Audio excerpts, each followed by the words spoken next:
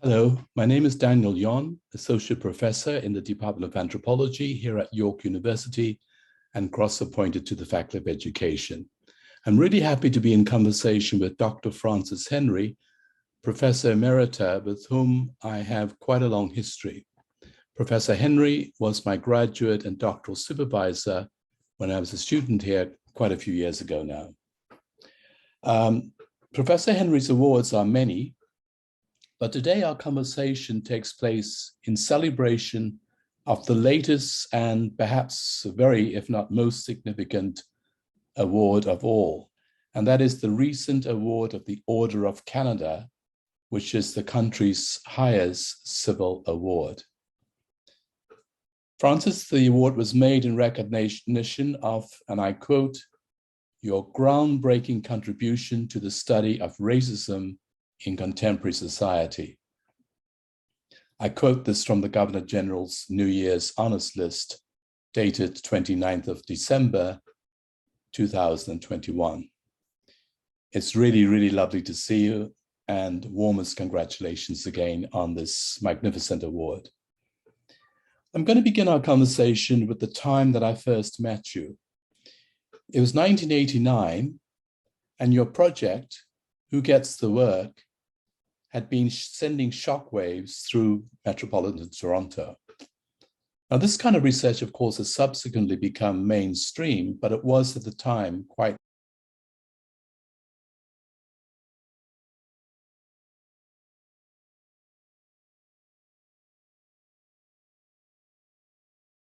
Well, it was aimed at making a definitive statement about employment discrimination in Toronto, because most people, academics, people in the labor force at all levels of the society, it never occurred to them that there was discrimination, particularly in the employment arenas, and particularly directed to people who were not white.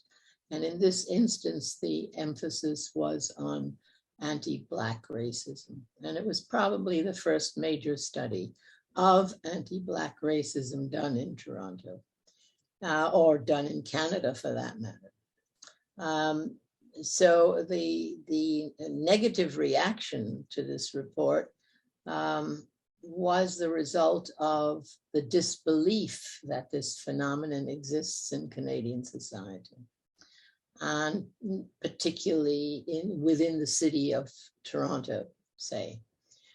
And the report was greeted with an enormous amount of negativity, of disbelief, all kinds of criticisms. It wasn't terribly well received in the academic community either. That is the small segment then of the academic community that was interested in matters relating to discrimination and racism, which in itself, as I say, was rather small, because it used a very different, certainly for social science at that point in time, field studies that where you actually sent people out into the field with a mission and with a fake name and with a fake curriculum vitae and so on.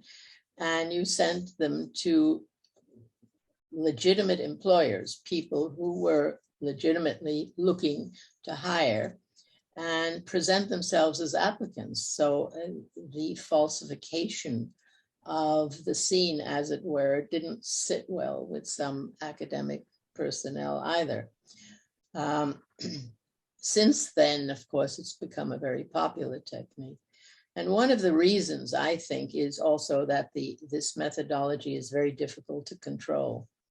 And therefore, there are apt to be issues and things that come up because it's in the field and not in a confined area or a laboratory or what have you. That created quite a lot of sort of negative comment. So on the whole, I sum it up by thinking of it as an instrumental piece of work, which finally gave some credence to the experiences of all of the discriminated victims of racism who have had these experiences in their legitimate search for employment. And so I think it really was a rather telling and important piece of research, which eventually, after some years, was accepted as such, I think. Very good. And of course, similar studies have been done subsequently to that formative one. Yes. And not always citing that very important work that you did. That's right.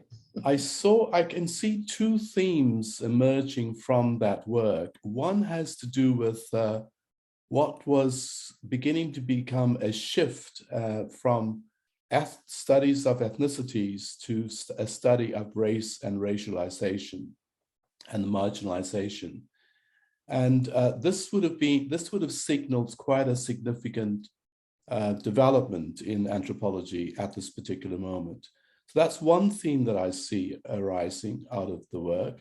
The second one is the advocacy component of dimension to the work, that you're advocating on behalf of people. I wonder if you would like to comment on those two themes that I see emerging. Well, I think the advocacy one is clear.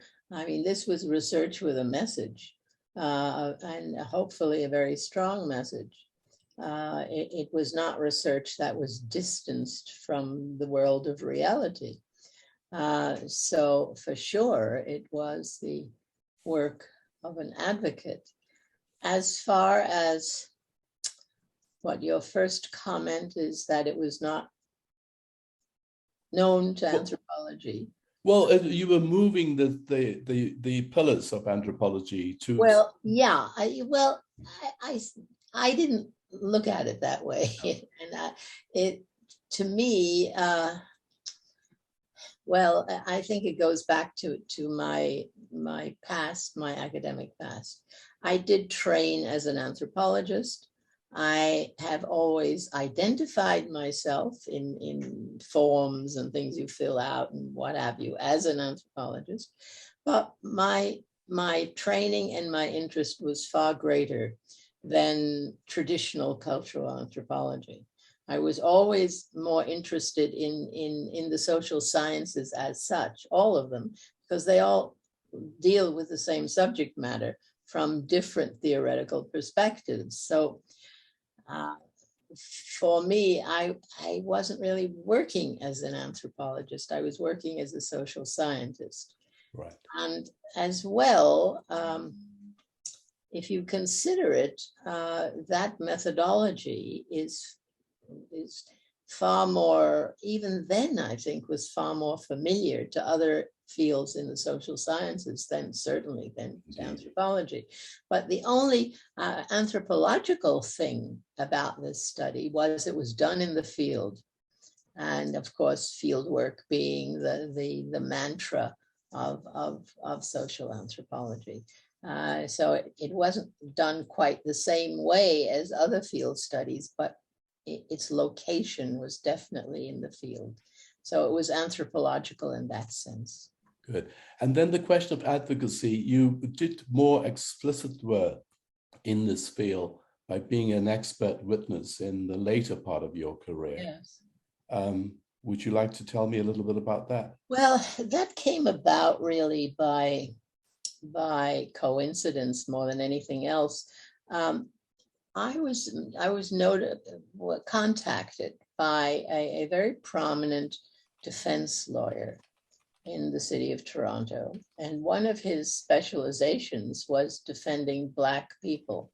And he and his firm developed a bit of a reputation for being good lawyers for Black people, who at that point had virtually no members in the legal profession.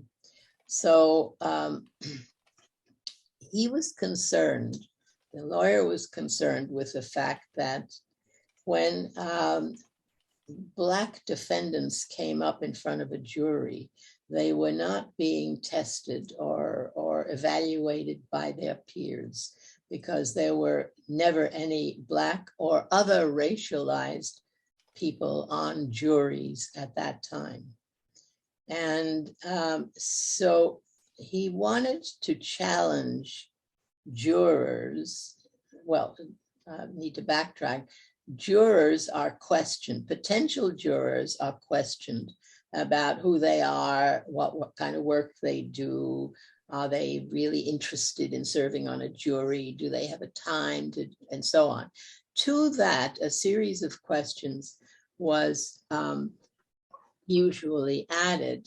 And this lawyer wanted to add questions on discrimination, questions to the effect of, would you treat a Black defendant the same as a white one? And a variety of questions, most of which I don't remember now. It was impossible to get this revision to the questioning of jurors made until, in his view, he came across my work.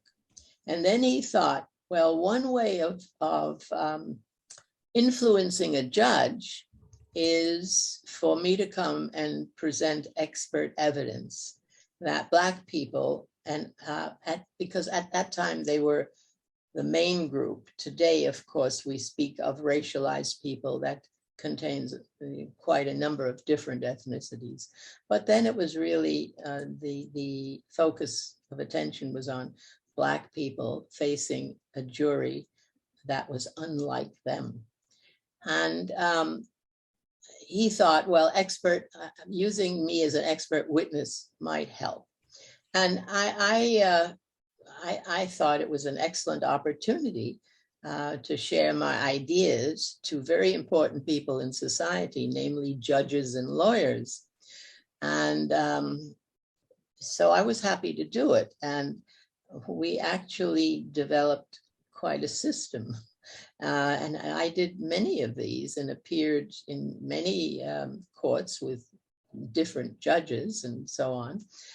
And finally, as a result of these efforts and other efforts as well, of course, the legal system did accept that questioning jurors on discrimination, and specifically anti-Black discrimination, could be done. And so a few questions were added to that effect. And as far as I know, they are still in operation. Or not exactly the same questions. There have been changes over the many years. Well, that's it's very nice to know that it continues. The work continues.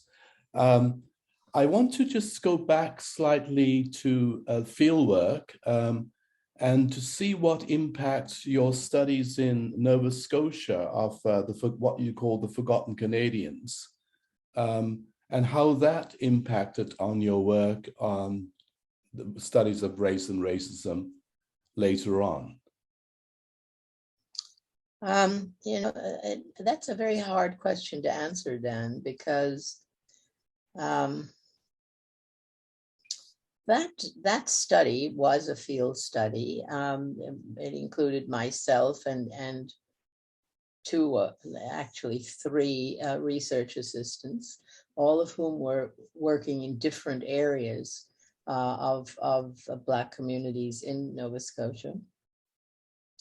And I've never really known, well, let me say that again. I don't think anybody cared one way or the other. We had no serious trouble in the field. We had no serious trouble getting permission to come and talk to people and so on, because this was quite some time ago, and I think we were accepted more out of curiosity than anything else. People were wondering, why we were there, what we were doing, and why. And we had good explanations for all of that. The work went well. and the field work did not present any unusual difficulties. Uncomfortable, yes, but not unusual. However, in later years, that book was quite negatively received. And in later years, I mean up to the present time, among the Black Nova Scotian elite, people who now occupy positions of power, which they didn't then, they see it as,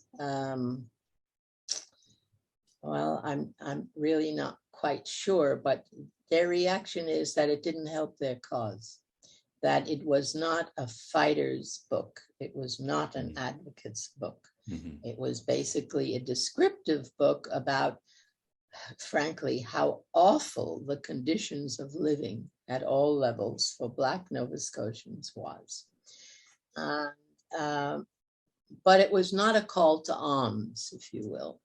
And so from the perspective of today, that book within the community, or let's say within Nova Scotia or certain aspects of it, look at that book very negatively and dismiss it as the work of white people, basically. Mm-hmm. Although 2 out of 3 of my research assistants were not white. Well, history does do these kinds of things. Yes. I'd like to move slightly to, of course, it's been implicit in everything we've said so far. What I think about in your work is the intersectionality of the personal and the professional. And I spoke about your work on Who Gets the Job in Toronto as one of the more formative works that I read in my early days. But the other little book on a subject very different, which was your return to Germany, and that incredibly thoughtful and very moving book, Victims and Neighbors. Yeah. I wonder if you could sketch the history that led to you going back to Germany to produce that important little book. Well, I grew up after arrival from Germany to the United States. I grew up in Brooklyn, New York, and we were living in a fairly quiet residential area, which was made up largely by people from Italy, Italians, people from Syria, quite a big Syrian community. Generally a fairly quiet community. My father was a doctor, and most of his patients were from these ethnic communities and so on. And my life then was to go to school, of course. And you know what it's like for children who are different. Now, I wasn't different physically, but I was different to the point that I couldn't speak English and was obviously a foreigner. Now, these are, you know, in the days before massive immigration. And so that immigrants as such were still almost a novelty, certainly in some regions of the country, including, I think, the area where I grew up. So I was a curiosity. I was a one of a kind through all my early classrooms and so on. Now, of course, I learned to speak English pretty quickly, and so that was sort of no longer an issue. But it started me feeling different, and I therefore began to think as I got older a little bit more about my German origins, but I wanted to dismiss them. I wanted to get rid of them. And I never spoke the German language. I repressed it. I never admitted that I was German. If need be, I said I came from Switzerland and so on.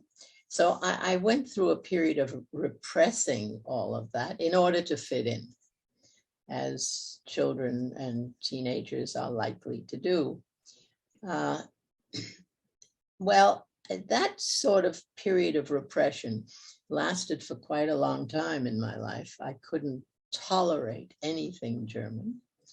And despite the fact that I have, even then, as you know, as a young child, a passionate love of Wagnerian music, but that's doesn't fit in with the general pattern of my repressing everything German. But when I got to middle age, the early 40s, which is the time when you think of who you are and what you are doing and what are you going to do in life and so on, when I got to that shaky stage, I decided that I really had to know who I am. And that led me then to take my first ever trip back to Germany and to the very small town where my father originated and where I had lived close by, in any case, as a very young child. And I was merely planning to visit and walk around and look around and just see the place, essentially. When I got there, however, it's still was then still a relatively small town, and word got around of this sort of strange American lady and so on. And so I began to talk to people, and they began to talk to me.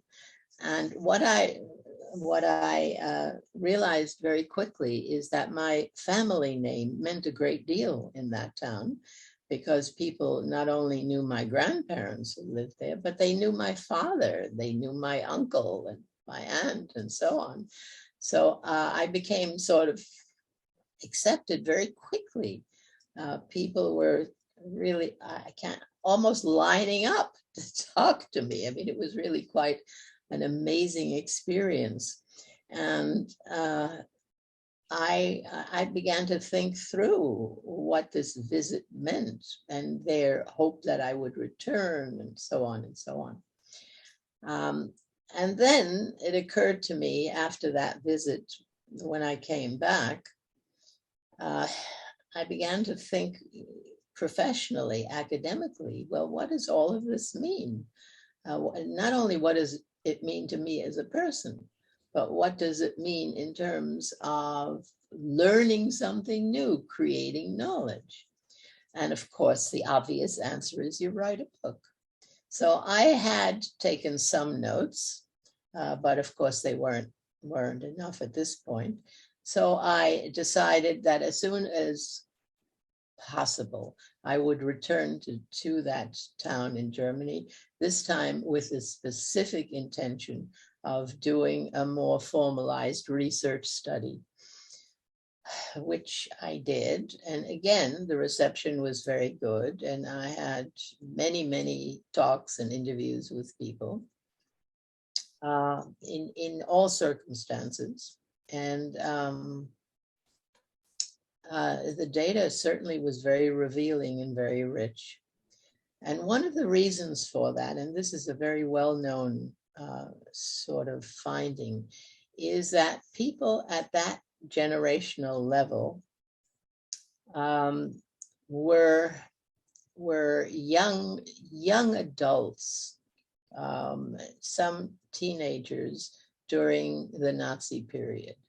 And their grandparents, and particularly their grandfathers, were Nazis, were members of the regime. If they were not card-carrying Nazis, which most in this town were not, they were quiet, you know, they obeyed.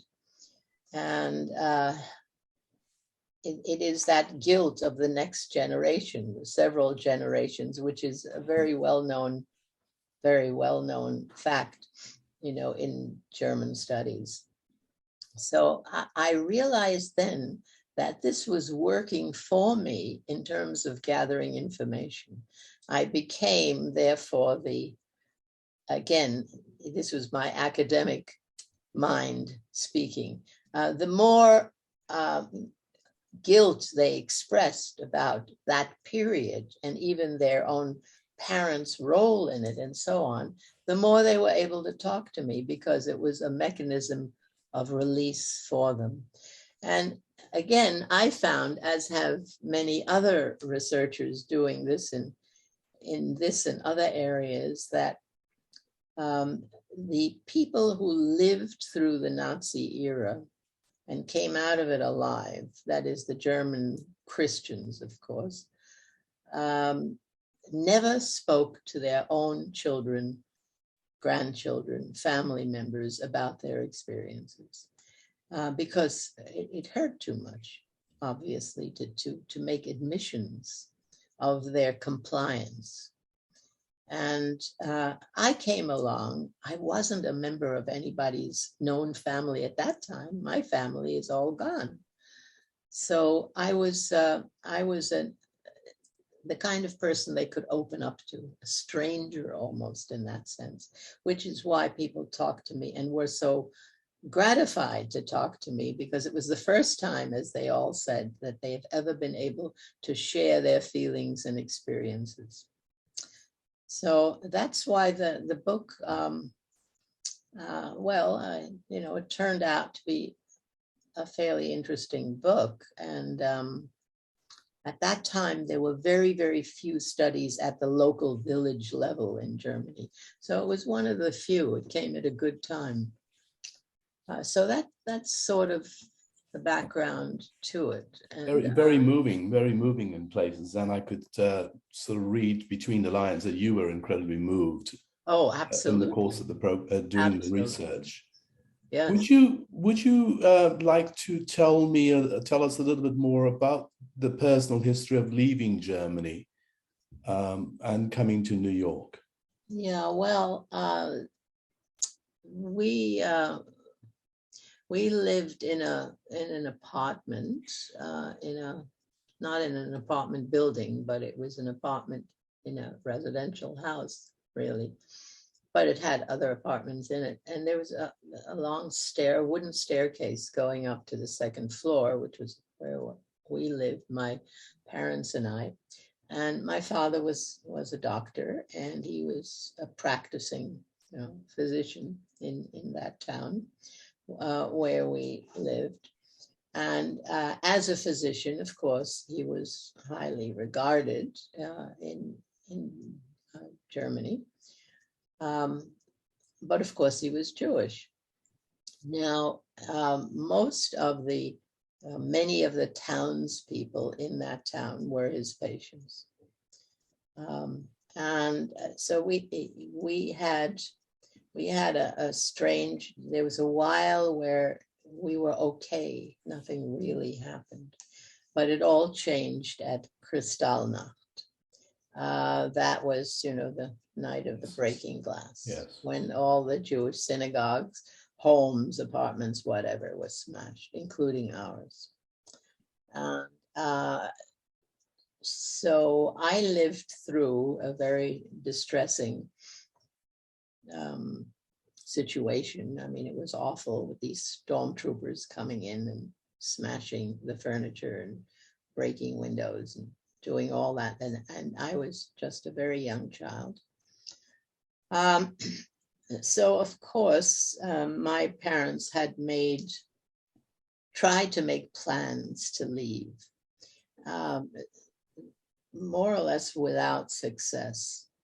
And up until that moment of Kristallnacht, we were relatively okay, but that changed dramatically.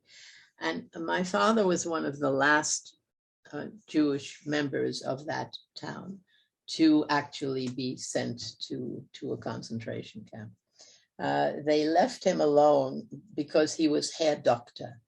And, but ultimately they came for him and he was sent to Dachau and spent, 8 months there, something like that. So my mother and I were left alone, and my mother, who was born Protestant, but had converted to Judaism when she married my father. She had family, and they couldn't visit us, of course, but they were able to send money. And that was a great help. And my mother then took it upon herself to see if she could get her husband out of Dachau. This was still in 1938, before the war began. And with some financial help from her family, her brother-in-law in particular, and help from various neighbors and so on, she eventually secured an exit pass for us out of Germany to France. And at the same time, she secured a release of my father from Dachau. And the manner in which she did it was quite clever. She claimed that there was no real evidence that she had converted except in the Jewish community. So she claimed that she was Protestant, and that I, therefore, was Protestant. And my father should be released. That was the reason that she gave. And at that point in time, it was sort of accepted. And and eventually he was released. And she had the exit pass, and the next thing is we packed up and boarded a train to France, where my parents had friends living in a small town in France. And we arrived there safely and stayed in France for a matter of some weeks, because we were waiting for a ship to get transportation to the United States. I think that took at least a month. And eventually we got that and sailed then, across the Atlantic and arrived in New York. Now, one of the problems that we had was that we needed a guarantor in the United States before the US would let us in. And my father had an aunt who had migrated to the United States dozens of years before. They were a whole family settled in New York. It was the aunt and her two sons and a daughter and so on. And one of the sons had issued visas to my father's brother and my father's sister, but he refused to grant the papers to get us a visa to the United States, because my father was the only one of the siblings married and had a family, and he refused to take responsibility for a family. Whereas my aunt and uncle, whom he sponsored, were single. So that was certainly not a good thing. But when my father was sent to Dachau, my mother sent a telegram to this relative in New York telling him, Wilhelm, my father's name was, William, has just been deported to Dachau. I hope you are satisfied with what you have done.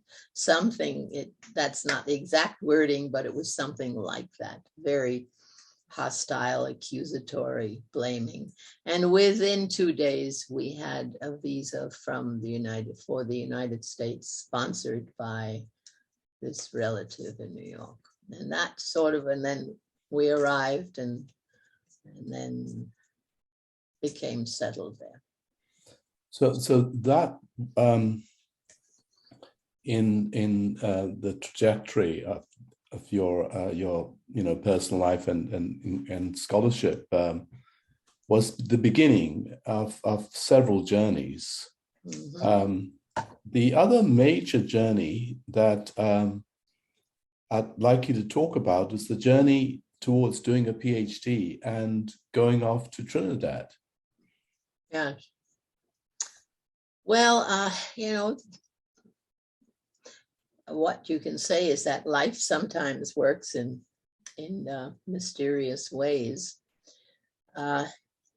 I became interested in, well, I did my undergraduate work. First of all, I was a history major because that had always been my love until I discovered that history studied documents, not living people. And then I was looking to change disciplines and found Ruth Benedict's Patterns of Culture. And as they say, the rest was history. And I applied to the department of Brooklyn College, where I was a student, to transfer into anthropology. And I was met with the chairman of the anthropology department, who was an archaeologist, which says plenty. And he was, well, he said, okay, sort of, and then I told him what I wanted, and he just looked me straight in the face and he said, well, you're a woman.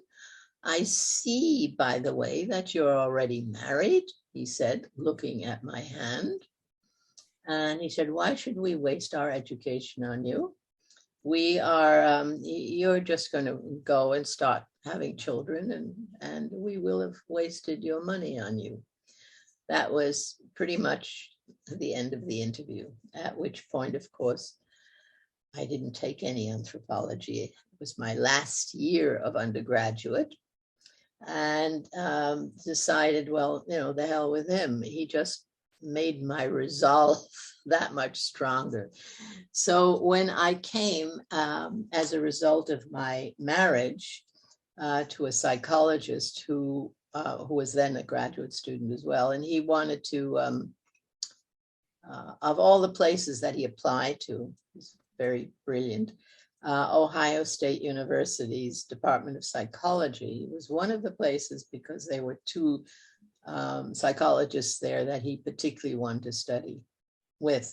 Well, they not only accepted him, of course, but they gave him the biggest fellowship, the most amount of money of any of the applications that he had sent throughout the United States.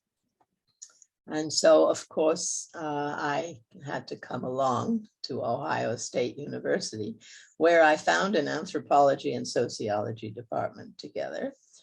And it was not a great anthropology department, but or section really, but it did have a very good sociology department, including one of, probably in my view, one of the best theorists in social anthropology, himself of German origin, whom I became very attached to, and so on. So I had something of the sociology training, as well as the anthropology training. And one of my anthropology advisors had worked in Haiti and on Haitian religion in particular. And she really inspired me to look at religion and to look at the Caribbean. And she wanted me to go to Haiti, which I was too lazy to learn Creole. So I decided that's a good spot, but I'm going to look for a place where I could speak English. And I found, you will probably not remember Melville Herskovits, who was a great Caribbeanist.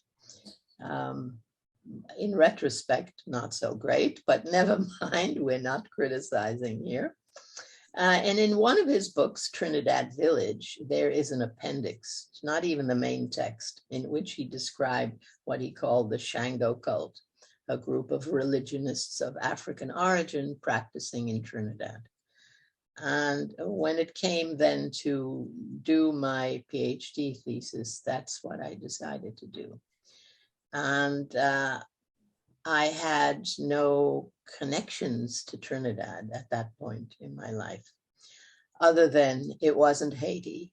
or any of the other even smaller places where this religion was also practiced. So I was happy to receive at that time a Wenna Gren Foundation fellowship. I'm not even sure if that exists still in anthropology. And then I arrived in Trinidad and was very successful in gathering and doing the field work in Trinidad on this selected topic. There's a wonderful story of you meeting the religious leader and forging quite a friendship, a relationship with him. Would you tell that story as succinctly as you might? Well, when I started doing the work and talking to people,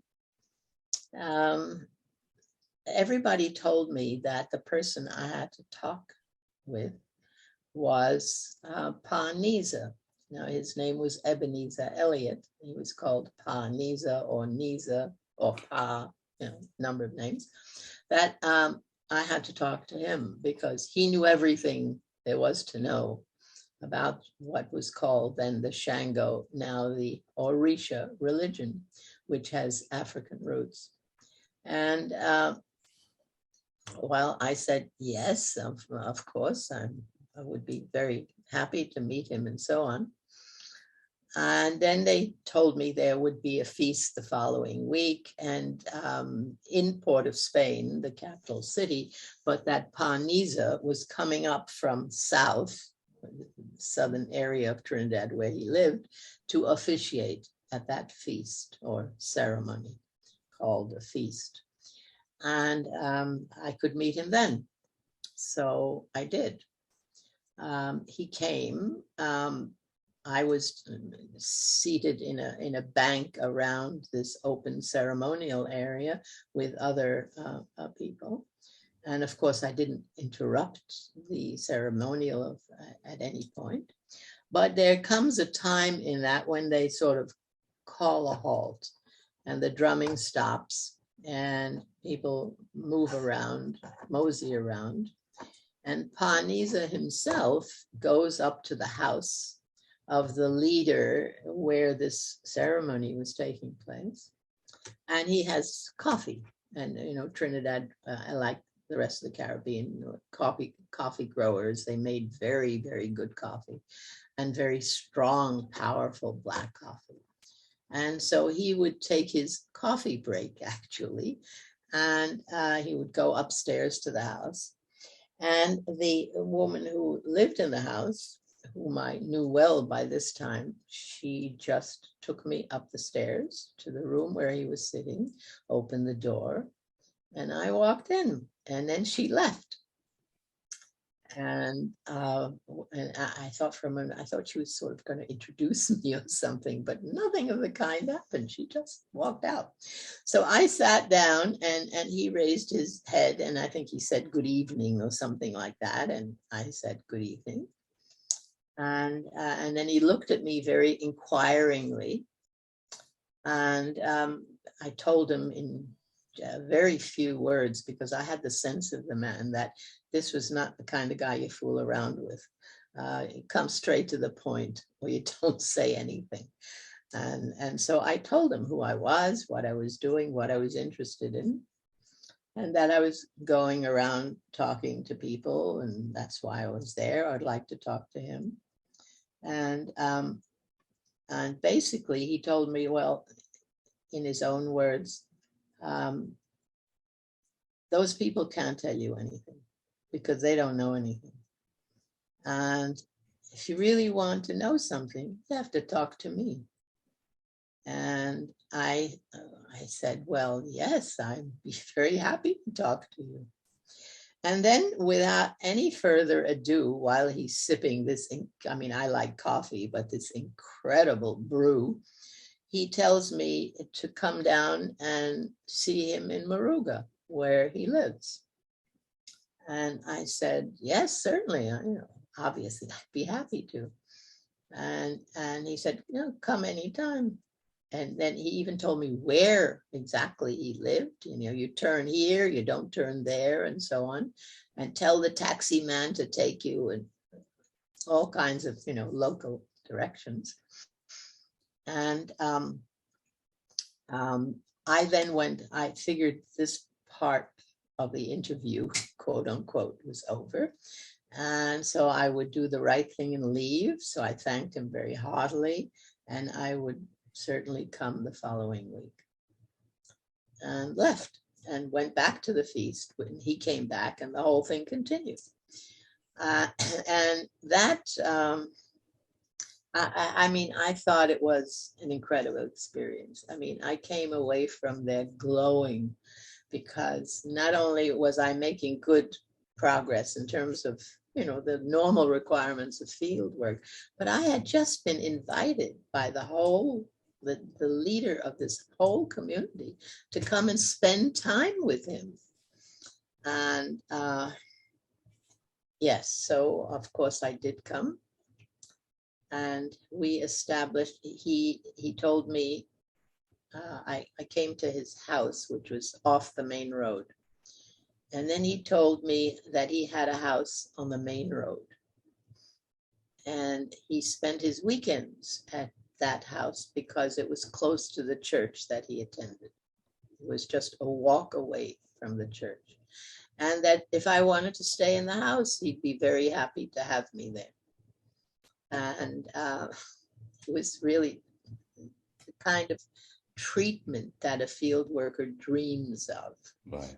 And yes, and I made arrangements very quickly to come down there, and he met me at the house. And frankly, it wasn't much of a house. It was more of a shack. But there was, a bed with a mattress on it, but the mattress was filled with plant material. It was not, a commercial mattress. And there was a table and a couple of wooden chairs, all handmade by wood. And outside of the door was a little balcony, which was the kitchen. And there was a coal pot that we cooked on, one coal pot. And then the most unpleasant thing about the house, I adjusted to conditions as one does, but there were at least 3-4 dozen bats in the rafters. And bats, I learned, unless they're vampire bats, are not harmful, really. They mind their own business, but they have droppings. So every morning I'd have to sort of sweep up bat droppings, and at night they flew around and you could hear them. Well, again, I was young. I was able to adjust to these positions, including the outhouse. Now that was problematic, but I'm not sure we want to go into that here. Okay. But anyway, it turned out that Panisa and myself became, I don't know what word to use to describe him to this day. We weren't friends. If anything, we were more like father and daughter, except that we were too different to be father and daughter. So that didn't make sense. So I've never had a term to really describe it. I myself was, I was about 30 years old and at that time, and he was 58.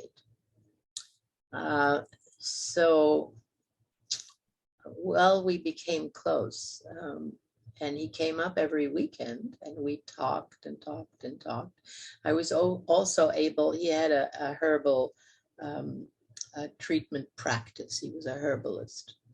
And he had a practice every weekend. People would line up with their illnesses and so on, and he would give them recommendations. And I was able to sit in on when he dealt with his clients, his patients, and learn a great deal about folk healing and that sort of thing, and a great deal about him, how compassionate he was and how caring. In my view, he was just the most marvelous human being I'd ever. Certainly, he was the most, I don't want to say religious, but of course he was very religious, but he was almost a sacred person. Certainly the most sacred person I have ever met. And he has stayed with me my entire life. In fact, I've written his biography, a very small little thing, because there wasn't much information, really. Anyway, he's, well, aside from, I would say, my father, my two husbands, Panisa was one of the most important men in my life, one of the most important people in my life. And of course, you did reconnect with him in later years. Yes, we wrote to each other. Right. Yes, right. I still have his letters. Right. Wonderful. But of course, you met your husband, your second husband in Trinidad, Yes. and Yes, that's yes. another interesting Yes. direction. Yes. Yeah. Yes. And Yes. went back to New York with Jeff. No, we didn't. My parents were so upset about my relationship with Jeff that, and therefore the breakup of my first marriage, that, well, they got sick. I mean, my father was absolutely sick about it. He just couldn't tolerate it. And so my family, my parents and my uncle and my aunt, they were so against this that I decided I could not bring Jeff to the United States. At that time, the only way Jeff could have come into the United States was through marriage, because the American system was a quota system, and every country had its quota. Well, Trinidad, this minor little island, the quota was very small, and he would never have gotten out that way. So we went to England as a member of the Commonwealth. Jeff could just, at that point, walk through the airport and out, whereas I had to be questioned and so on. But anyway, we basically fled to England, and we lived there for almost 2 years. I wasn't aware of that. And then Jeff got a Canada Council Fellowship, which eventually made us leave England, and we came to New York for a very short period of time. And then through circumstance, he had met somebody from Canada who wanted him to come up to Canada in his line, which was a theater and choreography and stage movement and things like that, and work there. And so that's how we came to Canada. And I then came to McGill. Right. You were somewhat disturbed for a long time by what you once described to me as your parents' prejudice, which you could not understand given the highly prejudicial situation from which they fled. You struggled with that for a while. Yes. Yes, I was very upset because I thought my parents, who were themselves a mixed marriage, I mean, my mother was a born Protestant, a convert to Judaism, and I thought that they would be more understanding. But it turned out that basically, not so much my mother, but my father had very strong racial feelings. He simply could not understand why I would want to be with or marry a Black person. And he spent 7 years, partially in therapy, trying to get this out of his head, which eventually he did. But it took 7 years. I think it's too simplistic to try to reduce these personal experiences to the professional, but there's obviously an intertwining of these very personal history and relationships and the direction of your work. And in particular, really, the preoccupation that you had with people being racialized and discriminated against. Now, in your later work, in the last couple of decades, you've produced a phenomenal amount of work on institutional racism at various sites and various levels in Canada in particular. And you did this work, or much of it, collaboratively with Carol Tater and others. I wonder if you can talk a little bit about the nature of this collaborative work and what it means to you, what it meant to you. Well, we found each other by our common membership to the Urban Alliance on Race Relations, which was one of the first community organizations in Toronto. And Carol became the director of that organization. And I had joined it as well. And since I was the researcher, I began doing research that was related to interests of this group.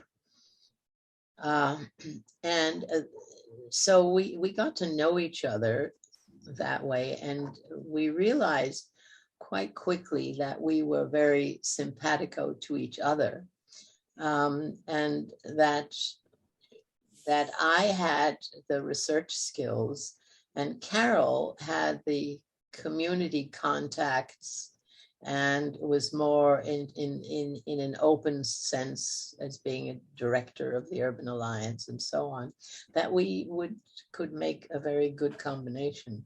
So we began planning research and writing together. And that turned into a major collaboration, which produced, I don't know, I've lost count, quite a number of books. You know, we took on the media, we took on arts, we took on universities, quite a number of institutional areas, and we worked together very, very, very closely. I mean, and we were on the telephone every single day, and we were able to criticize each other's work, change each other's work, do all of those things that you struggle with when you're writing. And when you have this collaborator who is so close in every way, I mean, I found myself, sometimes I was struggling with whatever it was. I just sent it to Carol, see what she could do with it and so on. She was also the better writer to me. And so that, you know, that helped a lot. So that was I think, a very remarkable collaboration, which produced very productive, very generative, very, very productive, and produced some excellent work. Unfortunately, it had to stop some 10 years ago because Carol became ill. So it's one of the great sadnesses of my both professional and personal life that our collaboration had to end. Well, not before, though, an impressive corpus of work has been produced, which has clearly made its mark on studies of racism in Canada. Yes. And of course, it's quite foundational to your award in recognition of the groundbreaking contributions to the study of race in contemporary society. Yes. So that recent award has really underlined not just the more recent work, but all of the work that preceded it. I can't help but asking, perhaps one more or possibly two questions by way of rounding this off. Ever since I've known you, you've been, and you mentioned this at the beginning, you've been a leading Wagnerian in Toronto. You've been the president of Wagnerian Society for many years. You travel the world to see the ring cycles. What is it about Wagner that, dare I say, obsesses you? It is an obsession. I don't mind being labeled as such because it does become an obsession. What is it? Glorious music, the most, in my opinion, among the most glorious music ever written. A storyline, a libretto, which certainly is interesting, if not totally acceptable in some quarters, but it's very interesting, and it leads and lends itself to a lot of different ways of interpreting both the text as well as the music. So you never get the same ring twice. It's all, or any of Wagner's work. It's a mind, an open mind for both the conductor who's in charge of the music and a director who works with the singers on stage, and even a designer who designs different forms of stage material. It lends itself to such enormous creativity. And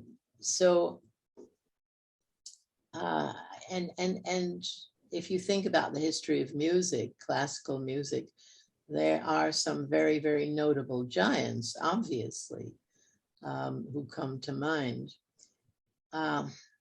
In my view, and in the view, I think, of many Wagnerians, Wagner is basically at the top of that list. I mean, if you talk to somebody who puts Bach at the top of his list, I mean, then we develop fisticuffs pretty quickly. That turns into a real fight. But that is what I feel about it, that it is the greatest artistic, one of the greatest artistic items ever produced is the body of 9 or 10 operas by Wagner. Now, in addition, again, my personal life comes into it because my father was a Wagnerian. And despite everything he knew about Wagner, living in Germany as a persecuted Jew, still, Wagner was his favorite composer as well. So I grew up with it.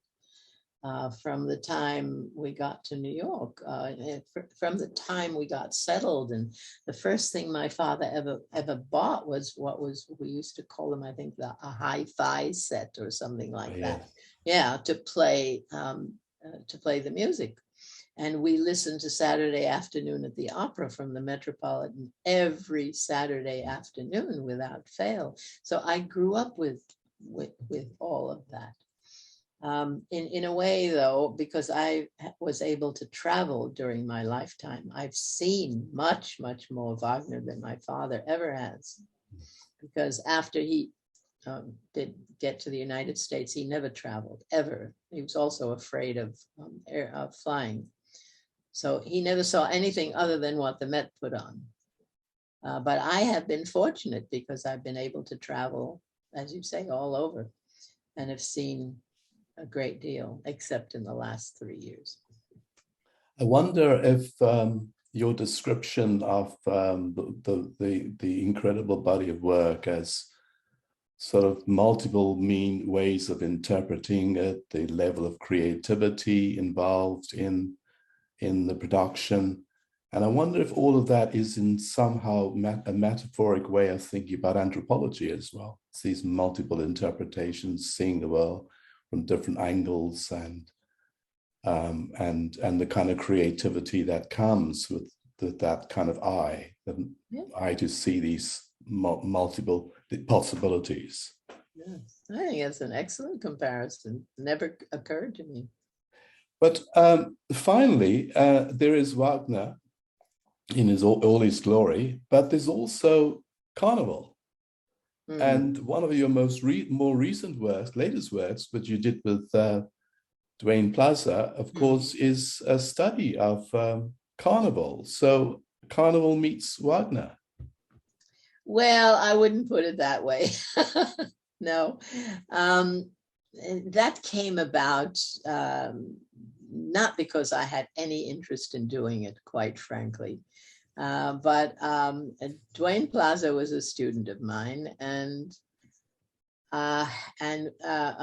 we became close colleagues after he finished and so on. We wrote a book together, or we edited a book together before, and Duane really pushed this project. What it began in a well, I'll tell you how it began. My husband was a carnival person, Jeff.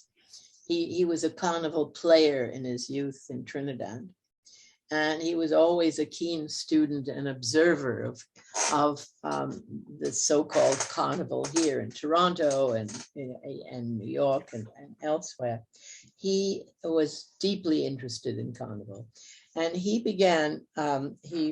started writing a book on the old carnival characters, which he knew very well from his youth and which are hardly, part of contemporary carnival, which has changed totally. So I helped him compile that book, and I helped him edit it and so on. And it was published by a publisher in Trinidad. And eventually he was asked to give a presentation on the changes in carnival at a meeting of the Caribbean Studies Association.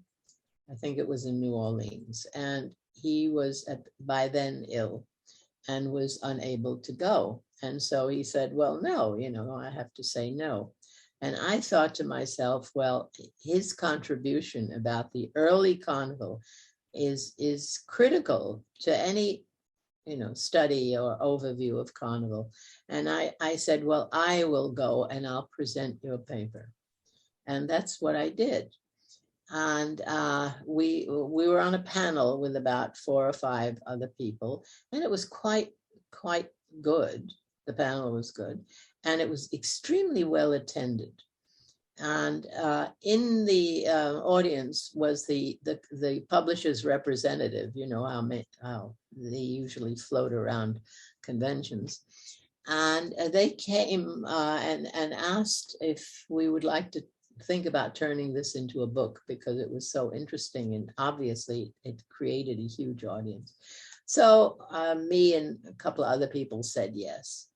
And then what happened was, as I began thinking I had some colleagues to work with, well, that didn't turn out. They all dropped out as soon as they got home. Not quite, I'm exaggerating, but and so we were left with a lot of good ideas, a few papers, and Duane urged me to continue. So I tried to work with it, but the people who were left there, I think there were 3 of them. And when I suggested some changes to the papers and we need some more help, they dropped out. They clearly weren't interested in publication. Duane, however, said, never mind, I will get new people, the current crop of people who are working in Caribbean studies and who are interested in carnival. And he did. He got a number of excellent papers, very good papers, from the younger group of scholars. One older person, but all the rest were younger. And so we put that book together by working to edit the papers and change them and do whatever editors do. And we worked together on it. And so it was just something I didn't want to drop because and by then Jeff was very ill and almost gone. And I thought, well, to him and his work, and there's a chapter in the book on that, we needed to keep going, and Dwayne helped, and that's how the book came together. Personally, I have to admit, I have really no interest in Carnival whatsoever. But I am interested in what developed as the major theme of the book, and that is women in Carnival. And so the gender aspect is what really interested me enough to participate and keep it going. Frances, this has been incredibly interesting, and I think that little note on doing that work on the Carnival took you back to Trinidad, which I know has always been incredibly important for you. We've had long conversations about the importance of this place in the history of travel and being the diasporic subject that you are. So thank you very much for your generosity. And can I again say congratulations to you on your appointment to the Order of Canada. This is, of course, Canada's highest civilian award, and we're all very proud of you for having made this accomplishment. The appointment is in recognition of your groundbreaking contributions to the study of racism in contemporary society.